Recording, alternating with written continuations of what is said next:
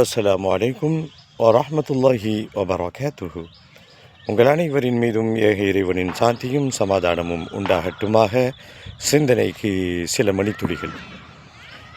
Cellphone நம்முடைய ஆறாவது விரலாக மாறியிருக்கிறது. அதுவும் குறிப்பாக தொடுதிரை டச் ஃபோன் வந்துவிட்டதற்கு பிறகு இன்றைக்கு சாதாரண ஃபோன் வைத்திருப்பவர்கள் யாரும் இல்லை.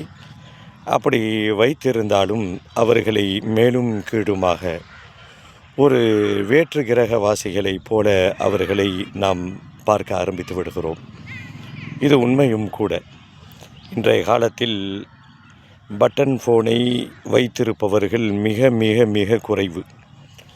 படிக்க தெரியாதவர்கள் கூட அந்த தொடுதிரை டச் ஃபோனை வாங்கிவிட்டு சில வாரங்களில் விரல்கள் விளையாடுகிறது.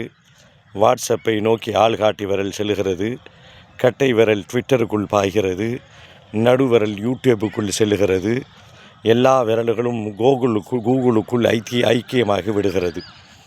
இப்படி எல்லோருமே படித்தவர்கள், படிக்காதவர்கள், ஆங்கில மொழி தெரிந்தவர்கள், நாலேஜ் உள்ளவர்கள், இப்படி எல்லா தரப்புக்கும் இன்றைய ஒரு நவீன கண்டுபிடிப்பாக இந்த செல்ஃபோனை எடுத்துக்கொள்ளலாம். அதுவும் 5Gவினுடைய வருகைக்கு பிறகு சொல்ல வேண்டிய அவசியமே இல்லை. உங்களுக்கெல்லாம் தெரிந்திருக்கும். ஒரு 10-15 வயசு உள்ளவங்களுக்கு கொஞ்சம் விவரம் கம்மியாக இருக்கலாம். ஒரு 25 கடந்தவர்களுக்கு தெரிந்திருக்கும் ஆரம்ப காலத்தில் கணினி இணையம் எவ்வளவு குறைவாக செயல்பட்டது அப்படின்னு. எனக்கு வேடிக்கையாக ஒரு செயல் ஞாபகத்துக்கு வருகிறது. ஒருத்தருக்கு ஒரு ஃபோட்டோவை அனுப்பணும்.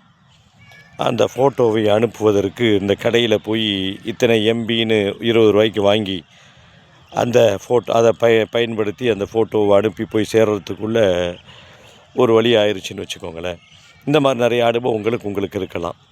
இன்றைக்கு 5G காலத்தில் எல்லாம் வேகமாக சென்று கொண்டிருக்கக்கூடிய இந்த சூழலில் செல்ஃபோன் தவிர்க்க முடியாத ஒன்றாகிவிட்ட நிலையில் ஒரு முஸ்லீமை பொறுத்த வரைக்கும் அதை கவனமாக மிக எச்சரிக்கையாக கையாள வேண்டும்.